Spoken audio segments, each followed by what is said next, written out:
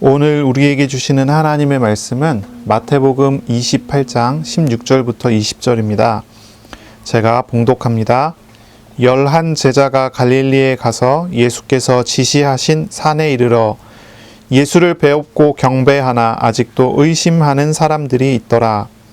예수께서 나와 말씀하여 이르시되 하늘과 땅의 모든 권세를 내게 주셨으니 그러므로 너희는 가서 모든 민족을 제자로 삼아 아버지와 아들과 성령의 이름으로 세례를 베풀고 내가 너희에게 분부한 모든 것을 가르쳐 지키게 하라. 볼지어다 내가 세상 끝날까지 너희와 항상 함께 있으리라 하시니라. 아멘. 오늘 말씀은 마태복음 28장 16절부터 20절입니다. 지상명령, 예수님과 함께하는 제자라는 제목으로 함께 말씀을 나누겠습니다. 마태복음은 이제 마태가 썼지요. 이 마태는 예수님의 제자, 세리였었던 이제 예수님의 제자입니다. 이 마태는 마태복음을 처음부터 쓸 때부터 처음부터 마지막까지 하나님의 나라, 예수님께서 전하신 하나님의 나라의 관점으로 이것을 기록했어요. 우리가 지난 2년 동안 이 말씀을 함께 읽어오면서 그것을 우리 많이 생각하고 많이 들었었던 그런 내용이 될 것입니다. 이 하나님의 나라는 어디에 있습니까? 하나님의 나라는 예수님이 계시는 곳, 예수님이 다스리시는 곳, 예수님이 함께 하시는 곳에 있습니다. 예수님이 제자와 함께하니 제자들의 마음에 하나님의 나라가 임하지요. 마태는 마태복음의 처음 1장 23절에 예수님의 탄생을 이야기하면서 임마누엘이라고 했습니다. 천사가 가르쳐준 이름이죠. 예수님이 오셨는데 예수님의 이름의 뜻은 무엇이냐? 임마누엘입니다. 하나님이 우리와 함께 계시다는 뜻이지요. 마태는 임마누엘로 시작을 합니다. 하나님이 우리와 함께 계시는 것, 예수님께서 오신 것이 바로 그것이라고 하지요. 그리고 제일 마지막, 오늘 마지막 절에 이렇게 말씀하십니다. 내가 세상 끝날까지 너희와 항상 함께 있으리라. 임마누엘로 시작해서 마지막도 임마누엘로 마치지요. 하나님의 나라는 예수님께서 함께 하심으로 이루어지고 하나님의 나라는 예수님께서 함께 하심으로 완성되어 가는 것이죠. 우리는 예수님과 함께하는 놀라운 은혜를 누려야 할 것입니다. 심판자이신 하나님과 함께하는 것은 죄인에게는 지옥과 같을 것입니다. 그렇지만 죄를 죽이는 십자가, 부활의 예수님을 영접한 사람에게는 십자가 부활의 예수님을 영접한 사람에게는 주님과 함께하는 것은 죄에서의 구원이고 위대한 보호자에게 보호를 받게 되는 축복이 되지요. 하나님께서 오셨어요. 임마누엘 어린 아기로 우리에게 오셨어요.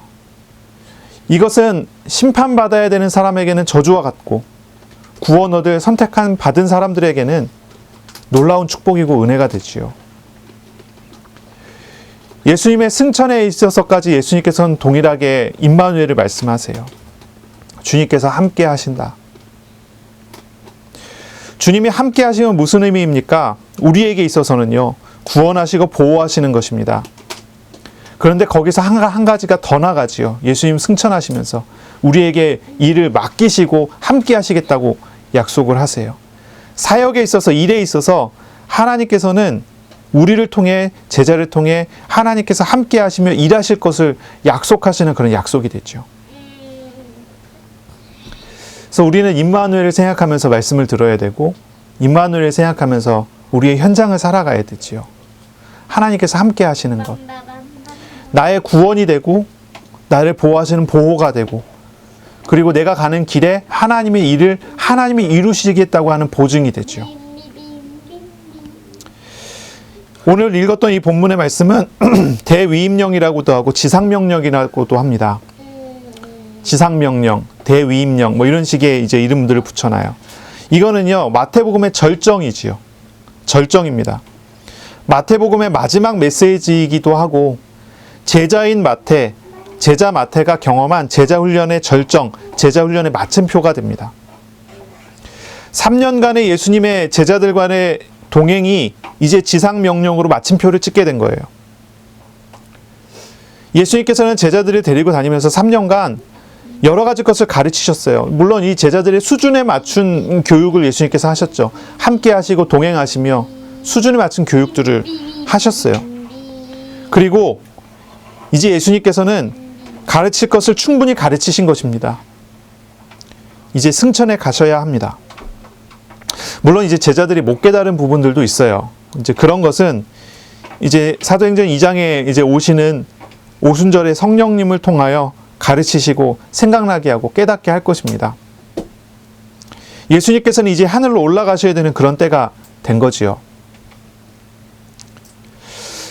예수님께서는 제자들에게 마지막 명령으로 말씀하시기를 이제 제자들이 모든 민족의 불신자들을 제자로 삼아야 한다고 말씀하십니다. 모든 민족의 불신자들을 제자로 삼아야 된다는 거예요. 이것이 예수님께서 3년간 제자들을 훈련시킨 목적입니다. 제자들에게 주어진 사명입니다.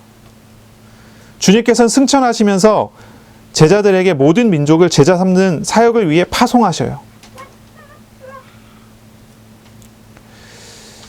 이것이 제자 훈련의 마침표예요. 예수님께서 제자들을 부르시고 3년간 훈련시킨 마침표예요. 이것을 위해서 3년간 동행하시면서 훈련시킨 거예요. 하나님의 나라가 무엇이고, 하나님의 나라의 권세가 무엇이고, 하나님의 나라의 영광이 무엇인지를 제자들에게 가르쳤어요. 일어나는 치유와 기적과 모든 것을 통해서 하나님의 나라가 확장되어지는 것을 가르치셨어요. 먼저는 유대인들에게, 이스라엘에게 그 은혜를 베풀어 주셨고, 그리고 유대인들을 통해 이스라엘을 통해서 경험했었던 그 임상 경험을 통해 이제 전 세계의 모든 민족에게 복음을 전하러 가라고 말씀을 하시는 것입니다. 하지만 이 명령, 제자 삼으라는 명령은 이 제자들이나 저와 여러분 같은 사람들이 감당할 수가 없는 내용들입니다. 제자 삼는 것이 단순히 지식을 전달하는 그런 내용이 아니기 때문이에요. 단순히 우리가 나가서 지식을 전달하는 거라고 한다면 우리가 여러 가지 수단을 통해서 할 수 있겠지만, 그렇지만 주님께서 명령하신 제자 삼으라는 명령은 단순히 지식을 전달하는 게 아니에요. 하나님의 나라를 선포하고, 하나님의 나라를 경험하게 하고, 하나님의 나라의 백성이 되게 하고, 하나님 나라에 합당한 사람이 되도록 불신자를 전도해서 훈련시켜야 되는 거예요. 근데 그런 것을 어떻게 할 수 있습니까? 사람이 그걸 어떻게 할 수 있습니까? 제자가 어떻게 할 수 있습니까? 우리가 어떻게 할 수 있습니까? 할 수 없어요. 불가능한 거예요. 단순한 지식을 전하는 것이 아니에요. 신비한, 초자연적인 가르침을 해야 되는 거예요. 기적과 같은 것들을 보여야 되는 겁니다. 그럼 그걸 우리가 어떻게 할 수 있어요? 하지만 주님께서는 제자들에게 이것을 분명하게 명령하세요. 주님께서 함께 하실 것이기 때문에 이것은 우리로서는 불가능하지만 되어질 수밖에 없고 될 수밖에 없는 사건이라고 우리는 알 수가 있는 것입니다. 제자들은 권세 있으신 예수님과 함께 할 때 바로 이 제자 삼는 사역들이, 기적들이, 역사들이 가능한다는 것을 제자들은 경험했고 알게 되는 것이죠. 주님께서는 세상 끝날까지 항상 함께 하실 것을 약속하셨어요. 그렇다면 우리가 생각을 다시 정리해서 봐야 되겠죠. 제자 삼는 사역을 하려면 어떻게 해야 합니까? 무엇부터 시작을 해야 합니까? 제자 삼는 사역을 하려면 제자는 먼저 예수님과의 인격적인 참된 관계를 회복해야 합니다. 지식이 많은 사람이 아니라 주님과 함께 먹고 함께 마시고 함께 고난을 당하고 함께 즐거워하는 사람이 제자입니다. 지식이 많은 사람이 제자가 아니고요. 주님과 늘 동행하는 사람이 제자입니다. 제자됨의 핵심은 무엇이냐면 가장 먼저 예수님과의 참된 인격적인 관계를 형성하는 데 있어요. 그리고 그 다음이 자신과 같은 사람을 재생산하는 거예요. 자신과 같은 사람을 만들어내는 것입니다. 먼저 예수님과의 참된 관계가 형성되지 못하면 다른 사람을 제자 삼을 수 없어요. 그럼 인격적 관계라는 건 무엇일까요? 인격적인 관계. 이거를 이제 조금 다른 표현으로 우리가 생각을 해보면 비즈니스적인 관계가 아니라는 거예요. 비즈니스적인 관계는 아니라는 거예요. 비즈니스적인 관계는 무엇입니까? 거래하는 관계라는 거죠. 내가 이만큼 주고 이만큼 얻어오는 관계. 마트에 가갖고 물건을 사려고 하면 돈을 지불해서 가져오죠. 이만큼 지불하고 이만큼 가져오는 그런 관계. 비즈니스 관계라고 그러죠. 하나님과 예수님과 우리와의 관계는 그런 관계가 아니라는 거예요. 우리가 예수님께 이만큼을 드릴 테니 예수님께서 우리에게 이만큼을 주신다. 이런 관계가 아니에요. 내가 기도의 분량을 이만큼 쌓을 테니 하나님께서 이만큼 쌓은 만큼의 응답을 주시겠다. 이런 관계가 아니란 말이에요. 예수님과의 인격적인 관계라는 것은 그런 거래 관계가 아니에요. 근데 그런 거래 관계로 신앙생활하는 사람들이 있어요. 그런 사람은 제자가 되지 않습니다. 제자가 될 수 없습니다. 참된 인격적인 관계여야 해요. 상하 관계 같은 것도 아니에요. 갑을 관계 같은 것도 아니에요. 우리 주님께서는요, 제자들을 강제적으로 휘둘르시지 않았어요. 우리가 이거 생각해 봐야 되죠. 우리 주님께서는 우리에게 어떤 걸 요구하지 않았어요. 그냥 사랑해 주셨고, 만나 주셨고, 함께 해 주셨어요. 고통당할 때 함께 울어주셨고, 그 고통을 짊어지셨고, 기뻐할 때 함께 즐거워하셨고, 기뻐하셨고. 제자들은 우리 예수님의 조건 없는 사랑과 은혜를 경험하며 주님을 의지하고 주님을 신뢰하는 그런 믿음을 갖게 됐어요. 제자들이 배워갔었던 3년간 배워갔었던 그 믿음이라는 것은 거래 관계를 통해서 얻어지는 어떤 그런 확신 같은 게 아니에요. 우리 주님께서 주신 사랑과 사랑의 관계예요. 이런 관계를 맺어가는 것이죠. 주님과 인격적인 관계를 맺으면서 동행한 제자들이 또 다른 사람을 주님과 바른 관계를 맺어 동행하도록 돕는 것이 제자 삼는 사역의 핵심이에요.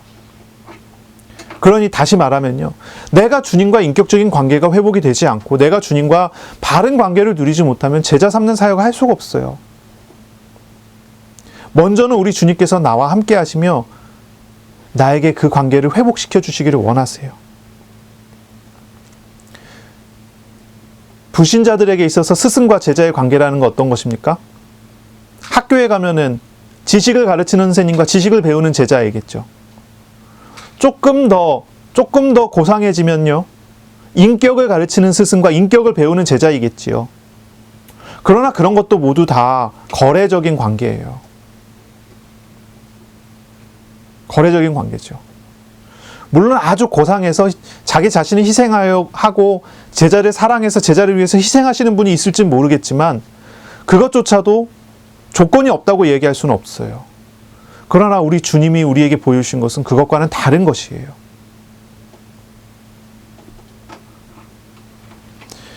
부모가 자식을 사랑하는 것도 자신의 어떤 기준과 만족과 자신의 어떤 상태에 따라서 조건들이 늘 달라지긴 하지만 그런 조건을 가진 사랑들이 가능성이 많아요. 그러나 우리 주님이 우리를 사랑하시는 그런 사랑, 그런 것과는 다른 거죠. 우리 예수님께서는 제자들과 함께 하면서 그 본을 우리에게 분명하게 보여주신 거예요. 이런 관계는 비즈니스적인 관계도 아니고 갑을 관계도 아니에요. 인격적으로 제자들을 대해주셨고 섬기셨어요. 예수님은 위대한 스승으로 계셨어요. 예수님은 그리스도로 하나님 나라의 통치자로 계셨어요. 그러나 예수님께서는 백성들과 자녀들과 제자들과 거래하려고 하지 않으셨어요. 강압적으로 휘둘르시지도 않았어요. 우리 주님의 권위는 섬김의 권위였어요. 섬기셨어요. 저와 여러분은 어떻습니까? 예수님께서는 우리를 왕으로서 통치하시지만 늘 인격적으로 도우셨습니다. 주님께서는 저와 여러분을 늘 오래 참으면서 눈물로 기도하시고 세밀하게 도우셨어요.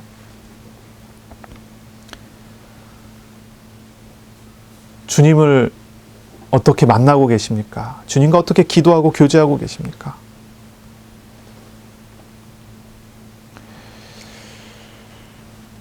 하나님의 도우시는 은혜, 하나님의 인격적이신 어떤 그런 사랑을 받은 사람은요, 주님이 붙이신 다른 영혼들을 이와 같은 마음과 이와 같은 사랑으로 돕고 섬기고 가르치는 그런 관계가 형성되지 않겠습니까? 이것이 제자 사역입니다. 이것이 제자 사역이에요. 그러니 먼저 무엇보다도 우리 주님과 교제하시고요, 주님과의 바른 관계를 회복하시기를 바랍니다. 아멘. 아멘. 제가 예전에 만났던 한 엄마가 있었어요. 뭐라고 소개해야 됩니까? 한 엄마가 있었어요. 그분은요, 자녀를 정말 많이 사랑해요. 자녀를 많이 사랑해요. 그런데 어느 날 그 자녀가 대학을 들어가지 못하고 재수를 하게 됐는데, 이 엄마가 회사에서 일을 하다가 잠깐 집을 이제 들렸는데, 재수하는 학생이면 공부를 열심히 해야 되잖아요. 이 학생이 공부를 열심히 안 하고 앉아서 만화책을 보고 있더라는 거예요. 그래갖고 이 엄마가 너무너무 속상한데, 거기다가 잔소리하고 막 이렇게 하면은 애한테 압박을 주는 것 같고 막 이런 생각이 들어갖고 말은 못하고 속상해서 밥은 먹었니 하면서 얘기를 하고 왔어요. 다시 이제 회사로 왔대요. 그 얘기를 저한테 이야기하면서 눈물을 글썽글썽 하면서 너무 속상하다 그러면서 막 얘기를 하는 거예요. 저는 그 얘기를 딱 듣는데 이런 생각이 드는 거죠. 아, 부모와 자식과의 관계가 있잖아요. 부모와 자식과의 관계가 있잖아요. 어머니는 자식을 어떻게 보고 자식은 부모를 어떻게 보고 이런 관계가 있는데, 공부라는 것이 중간에 껴있는 걸 딱 느껴지는 거예요. 그래서 이제 그런 얘기를 했어요. 그 애가 공부를 열심히 잘해갖고 좋은 성적을 맞아서 좋은 대학에 들어가면 좋은 아들이고, 근데 공부 제대로 못하고 대학도 못 들어가고 백수가 되고 잘못되면 그 아들은 나쁜 아들이고 그런 겁니까? 좋은 대학 들어가고 잘 하면은, 성공적으로 이렇게 아이가 성공적으로 잘 되면은 이 애는 사랑스럽고 사랑받을 만한 아이고, 그게 잘못돼 갖고 완전히 망하고 어려워지고 진짜 힘들어지고 그러면은 사랑받지 못할 만한 아이가 되냔 말이에요. 아니지 않냐고요. 애가 잘 돼도 사랑받을 만한 내 아들이고, 잘못돼도 사랑받을 만한 내 아들이 아니겠냐. 그러면은 중간에 공부를 하고 안 하고, 공부를 잘하고 안 하고, 만화책을 보고 딴짓을 하고 하는 그런 행동을 보고 사랑을 주고 안 주고를 선택하겠냐고 물어본 거죠. 하나님께서 우리를 대하실 때는 우리의 행위를 가지고 판단하시지 않더라고요. 내가 잘못하고 잘하고 하는 행위를 가지고 판단하시지 않더라고요. 내가 죄 중에 있고 내가 우상을 따라갈지라도 하나님께서 그걸 가지고 나를 판단하고 나를 사랑 안 하겠다 하시지 않더라고요. 오래 참고 기다리고 하나님께서 오히려 희생하시고 도우시려 하시고 말씀하시고 일하시더라고요. 인격적인 관계라는 것과 비즈니스적인 관계라는 것이 달라요. 자꾸 우리는 다른 어떤 육신적인 도구를 가지고요, 자꾸 거래를 하려고 그래요. 자녀들이 부모님과, 부모들은 아이들과. 너 이거 잘하면 내가 이거 해줄게. 이거 잘하면은 엄마 아빠가 기뻐하고, 잘못하면 엄마 아빠가 슬퍼하게 한다고 하는 뉘앙스를 자꾸 아이들한테 심어주는 거예요. 내가 사랑받으려면 이거 열심히 해야지, 이렇게 생각하게 만드는 거예요. 이게 잘못된 교육 방법 중에 하나죠. 거래 관계를 만들면 안 되거든요. 인격적인 관계를 만들어야 되거든요. 잘하든 잘못하든 너는 사랑받는 하나님의 자녀이고 사랑받는 엄마 아빠의 아들이라는 것, 딸이라는 것을 가르쳐야 되지 않겠어요? 아, 애들이 막 소리 지르고 돌아다닐 수 있죠. 행동에 대해서는 책망할 수 있어도 그것이 아이들에게 있어서 인격적인 관계를 해칠 만한 어떤 그런 부분이 되면 안 되는 거 아니겠어요? 근데 우리는 종종 그런 선을 잘 넘어가요. 물론 우리 부모들이 좀 연약한 부분들이 있어요. 완벽한 사람은 아니기 때문에. 근데 우리가 이걸 알고 아이들한테 바르게 대해줄 수 있어야 되잖아요. 우리 주님께서 우리를 어떻게 대해주시는가? 우리 주님께서 우리를 어떻게 만나주시는가를 생각해 봐야죠. 제자 훈련하다가 왜 갑자기 자녀 교육으로 넘어갔습니다. 인격적인 관계에 대해서 설명하려고 하니까 그런 것 같아요. 인격적인 관계. 하나님이 나에게 뭘 요구하시냔 말이죠. 우리 주님께서 우리에게 요구하시는 게 뭐예요? 많은 기도의 시간을 요구하십니까? 많은 헌금을 요구하세요? 하나님께서는요, 우주를 만드신 분이고 우주가 하나님의 소유예요. 우리가 돈을 얼만큼 더 드린다고 해서 하나님께서 그걸 기뻐하시겠어요? 우리가 기도하는 행위를 조금 더 한다고 하고 하나님 그걸 기뻐하시겠어요?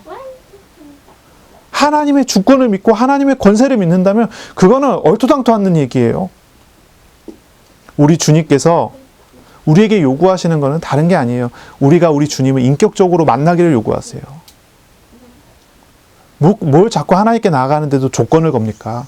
이렇게 해주시면 이렇게 하겠습니다. 그게 아니잖아요.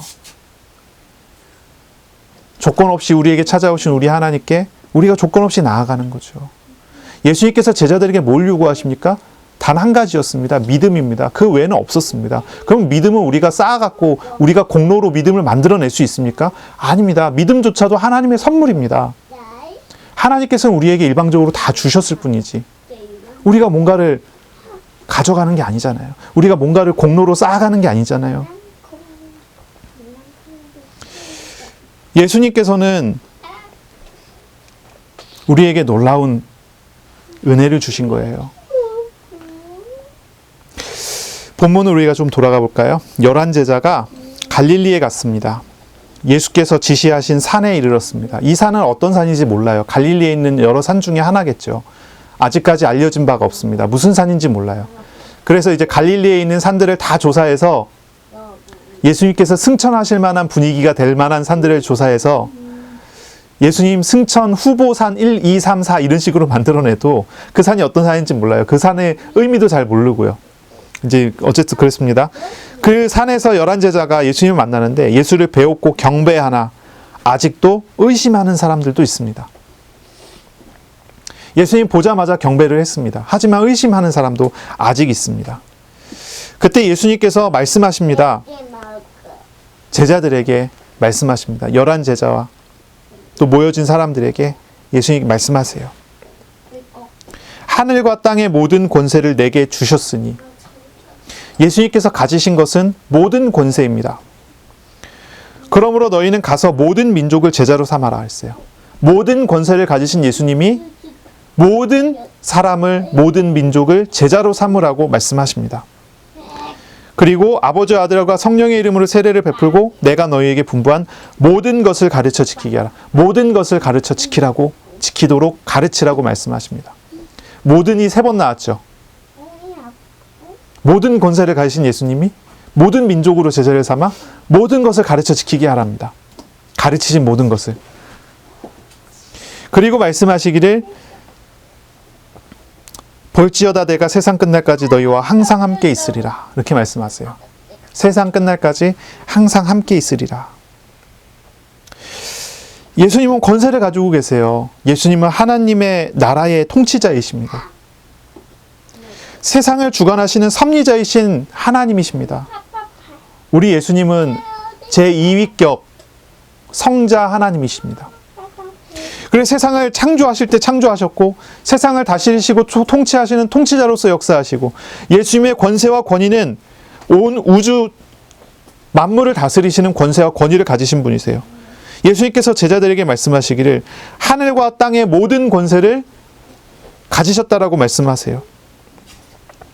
십자가에서는 유대인의 왕이냐라고 하는 조롱을 받으셨었지만 예수님께서 부활하심으로써 예수님 자신이 유대인의 왕일 뿐만이 아니라 온 우주를 통치하시는 하나님이심을 분명하게 나타내신 것입니다. 주님은 하늘과 땅을 주관하시고 통치하시는 하나님이십니다. 물론 사탄은 어떻습니까? 사탄이라는 존재에 대해서 우리가 조금 알고 있죠.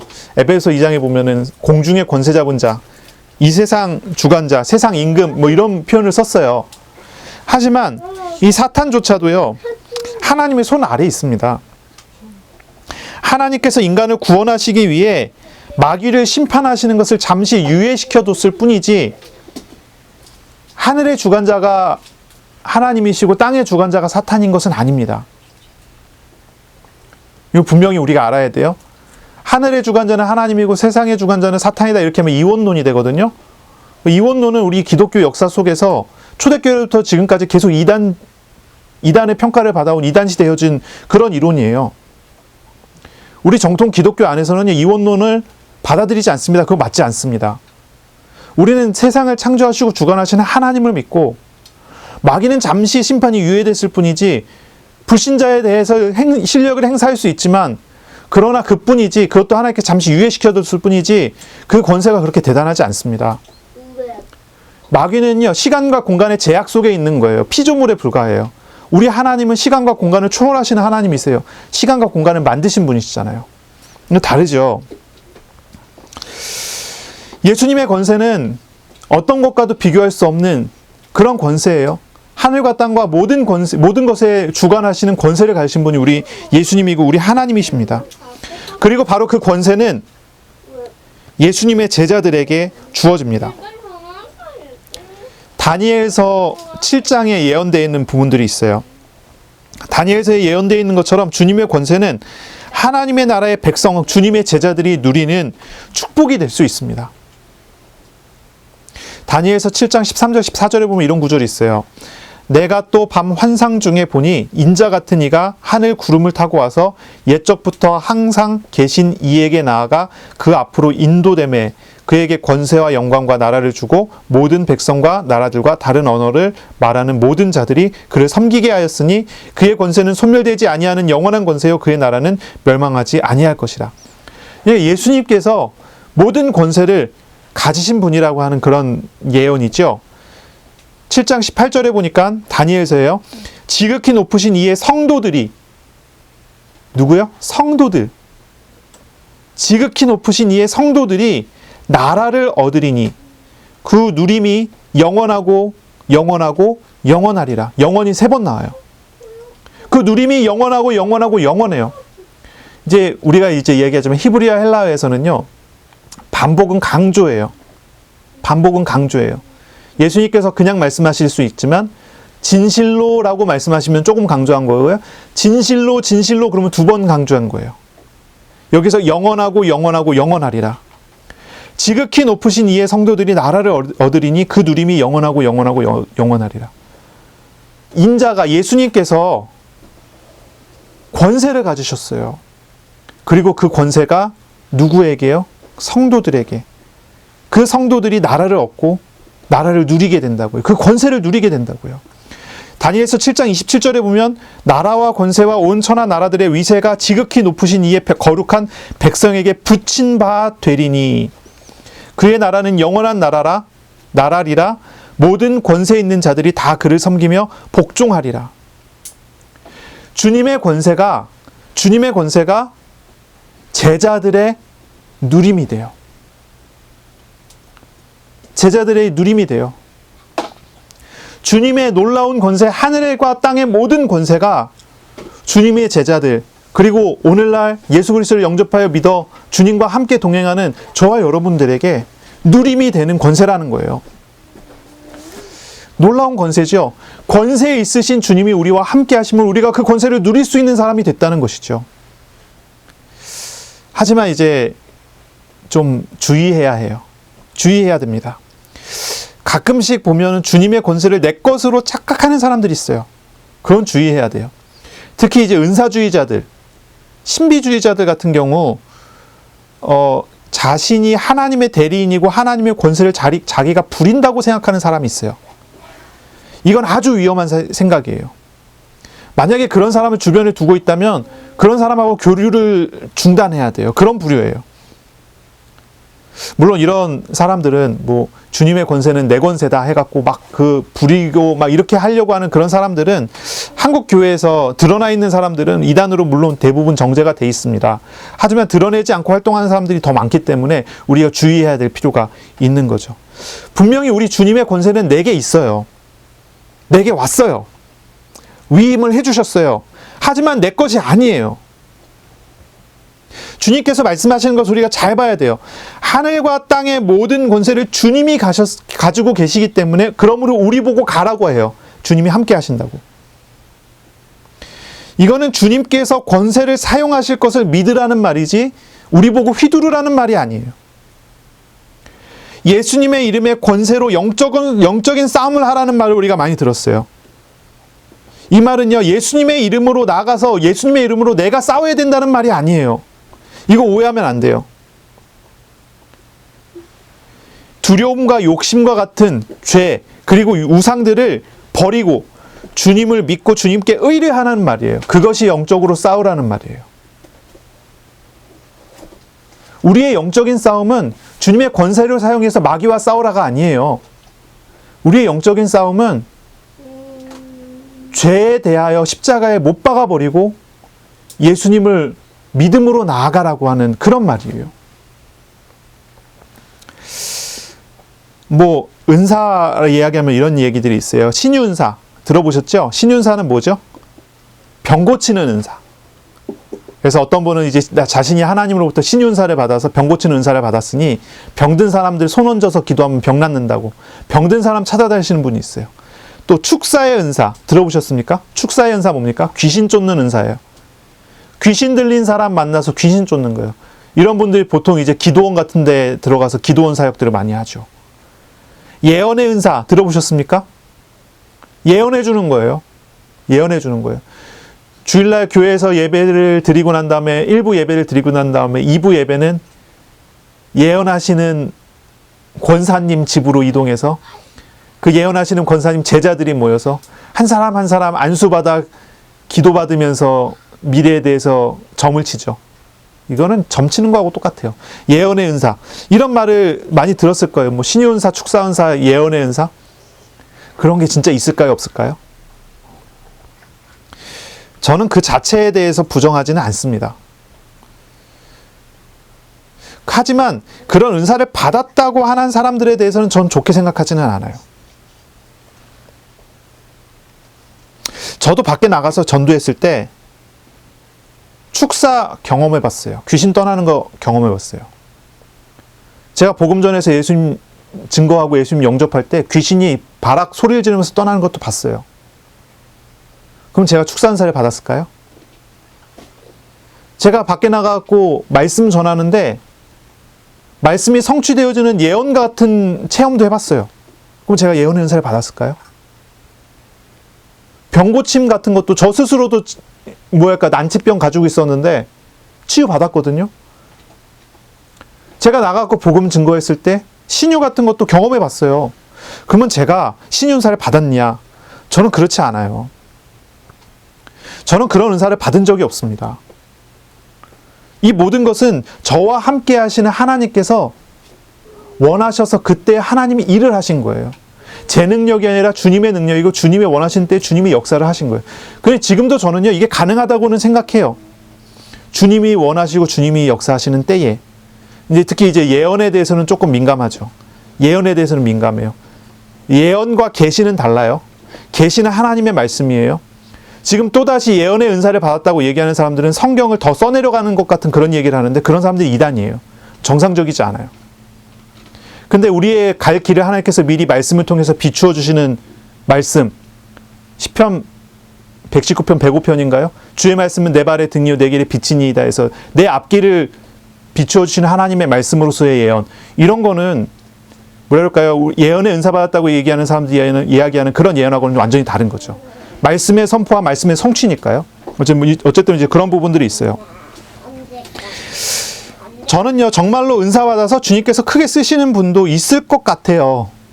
있을 것 같아요. 부정하진 않아요. 하지만 저는 지금까지 제가 목회를 하고 신앙생활 하면서 제가 지금까지 만난 사람 중에 그런 사람 한 명도 못 만났어요. 저는요. 지금까지. 어떤 경우는요, 제가 만난 사람 중에 자신이 신유 은사 받았다고 하면서 자신이 병 고친다고 하면서 그것이 자신의 힘인 것처럼 자신의 능력인 것처럼 자기 자신이 하나님인 것처럼 되는 사람은 만나본 적이 있어요. 그런 사람은 이단 정죄를 받아야 되죠. 교류하면 안 돼요. 위험해요. 그러니까 은사 받았다고 하는 사람들, 우리는 일단 색안경을 끼고 봐야 합니다. 정상적이지 않을 것 같다. 그 안경을 끼고 봐야 돼요. 어쨌든 이제 좀 그런 얘기고요. 뭐 이런 사람들의 특징이 어떻습니까? 굉장히 교만합니다. 교만해요. 겉으로는 겸손한 척해도 대화를 해보니까요, 그 마음에 하나님이 아니라 자신만 가득한 사람이에요. 제자들은요, 저와 여러분들은요, 예수님의 이름으로 예수님과 동행하는 사람이에요. 착각하지 말아야 돼요. 우리는 능력 없어요. 내겐 능력이 없다는 사실을 인정해야 돼요. 모든 능력과 권세는 우리 주님께 있습니다. 모든 능력과 권세는 우리 주님께 있어요. 조금 반대로 얘기해 볼까요? 다시 좀 우리가 반대로 얘기해야 되겠어요. 우리가 능력이 없는 것은 당연한 거예요. 우리는 하나님이 아니거든요. 우리 능력 없는 게 당연해요. 하지만 능력이 없다고 낙심해서도 안 될 거예요. 우리와 함께 하시는 우리 주님께서는 하늘과 땅의 모든 권세를 가지신 분이시기 때문입니다. 우리는 능력이 없지만 우리 하나님께서는 하늘과 땅의 모든 권세를 가지신 분이기 때문이에요. 우리 주님께서는 그 권세로 먼저 저와 여러분을, 우리들을 지키십니다. 그 권세로 현장에서 구원의 사역을 행하기를 원하시는 것입니다. 그렇기 때문에 우리는요, 낙심할 필요 없어요. 교만할 필요도 없어요. 우리는 주님 앞에 겸손히 주님과 동행하는 사람이 되면 돼요. 주님이 원하시는 때에 주님의 역사가 일어날 거예요. 주님이 원하시는 시간표에 주님의 사역들이 일어날 거예요. 우리는 그 앞에서 주님이 일하시는 것을 믿고 주님과 동행하는 사람이 되면 돼요. 그것이 우리가 갈 길이고 우리가 걸어갈 길이에요. 주님께서는요, 하나님의 나라에 대해서 공생의 기간 중에 많은 설교를 하셨어요. 우리 주님께서는 하나님 나라에 대해서 설교하실 때 처음부터 그런 말씀하셨죠. 뭐라고 이야기하십니까? 회개하라. 천국이 가까이 왔다. 우리 주님의 설교를 우리가 기억해야 돼요. 우리 주님의 설교를 우리가 알아들어야 돼요. 우리 주님께서 죄에서 돌이켜 회개하라고 촉구하세요. 우리가 지금 해야 될 것은 다른 게 아니에요. 하나님의 나라의 백성답게 회개하고 주님과 동행하는 것입니다. 하나님의 통치가 이루어지는 곳이 하나님의 나라잖아요. 그렇죠? 하나님의 통치에 순종하도록 우리 자신을 개혁해야 돼요. 돌이켜 회개해야 돼요. 늘 주님께로 돌아가는 회개가 동반되어야 하죠. 주님의 권세를 사용하고 싶으십니까? 안타깝지만 그런 마음은 내려놔야 합니다. 주님의 권세는 우리가 사용할 만한 것이 아닙니다. 주님께서 사용하실 것이지요. 그것을 사용하고 안 하고는 주님의 뜻과 주님의 마음에 달려 있습니다. 우리는 늘 주님 앞에 돌이켜 회개하며 주님께로 나아가는 자세, 나아가는 마음을 가져야 하는 것이지요. 19절에 보면 우리 예수님께서는 제자들에게 말씀하십니다. 모든 민족을 제자로 삼아 아버지와 아들과 성령의 이름으로 세례를 베풀라. 이렇게 얘기해요. 아버지와 아들과 성령의 이름으로 세례를 베풀라. 성부, 성자, 성령의 이야기를 하는데요. 성부, 성자, 성령의 이름으로라고 얘기합니다. 이름이라는 단어는 오노마라고 하는 헬라어 단어인데요. 단수예요. 단수. 복수 단어가 아니고 단수예요. 아버지와 아들과 성령의 이름들로 세례를 주라가 아니고요. 아버지와 아들과 성령의 이름으로 세례를 주라고 합니다. 삼위의 하나님이시지만 일체로 존재하시는 하나님의 사역이라고 하는 거예요. 세례가. 제자 삼는 사역의 주체는요, 제자가 아닙니다. 하나님이세요. 특히 이것은요, 삼위일체 하나님의 사역이세요. 삼위일체 하나님의 사역. 한 영혼이 복음을 듣고 구원을 받고 제자가 되어지는 모든 사역은 하나님의 사역이에요. 삼위일체 하나님의 사역. 성부께서 예정하시고 작정하시고 계획하신 대로 성령의 역사하심으로 이루어져요. 예수님의 통치하심으로, 예수님의 십자가 부활의 그 은혜로 이루어지는 거예요. 이것은 삼위일체 하나님의 사역이지 우리의 사역이 아니에요. 우리가 나가서 하는 것은요, 주님께서 하시는 일에 대해서 우리가 뭐라고 표현해야 될까요? 도구라고 해야 되나요? 도구라고 하면 너무 딱딱하지요. 뭐라고 해야 될까요? 주님의 일을 맡은 자로서의 사역이 되는 거죠. 주님이 일하시는데 우리를 통해서 하시겠다고 하는 거죠. 불신 영혼을 부르셔서 복음을 듣게 하시고 구원을 받게 하시고 교회의 일원으로 맞아들이는 것이 세례예요. 그렇죠? 세례를 받는다고 하는 의미는 내가 구원받았다고 하는 의미가 되지만, 또 한 가지는 뭐냐면 세례는요, 교회의 일원이 됐다고 하는 의미예요. 그래서 교회는요, 항상 그렇죠. 세례 교인이냐 아니냐 이걸 따져요. 교회의 정식 성도가 되는 것은 세례 교인이 되는 거죠. 세례를 받지 않은 사람은 정식 성도가 되지 않아요. 우리 주님께서 세례를 베풀라, 그 사람을 교회의 일원으로 맞아들이라 하는 그런 의미가 돼요. 이 모든 것은 주님의 사역이고 주님의 뜻 아래에서 이루어지는 것이고 주님의 역사하심 속에서 나타나는 것이라는 거죠. 어쨌든 오늘 우리 말씀을 우리가 좀 나눴는데, 제자훈련의 핵심이 무엇이겠습니까? 한번 다시 생각해 보세요. 제자훈련의 핵심이 뭐예요? 제자훈련은요, 주님께서 함께 하심을 알고 주님을 의지하는 게 제자의 훈련받은 내용이에요. 만일 우리가 스스로 연약한 가운데 있는 줄 안다면 우리는 우리에게 말씀하고 계신 하나님 앞에 서야 해요. 주님을 믿고 의지하는 거예요. 주님과 동행하는 거예요. 나보다 나를 더 잘하시는 하나님의 말씀에 귀를 기울이고 말씀하신 대로 응답하실 하나님을 따라가는 것이 우리가 가야 할 길이고 우리가 가르쳐야 할 길이에요. 그러므로 하나님과 인격적인 교제를 회복하시기를 바랍니다. 말씀을 묵상하시고 기도하는 그런 시간을 회복하세요. 시간을 띄어 하나님께 드리고 말씀을 묵상하고 기도하세요. 말씀하신 하나님께서 말씀하신 대로 우리와 동행하시는 것을 누리는 복된 시간이 한 주간이 되시기를 바랍니다. 아멘. 아멘. 하나님의 구원하시는 일에 쓰임을 받으세요. 불신 영혼을 위해 기도하세요. 주님께서 구원하시는 일을 저와 여러분을 통해 일어나도록 그렇게 기도해 보세요.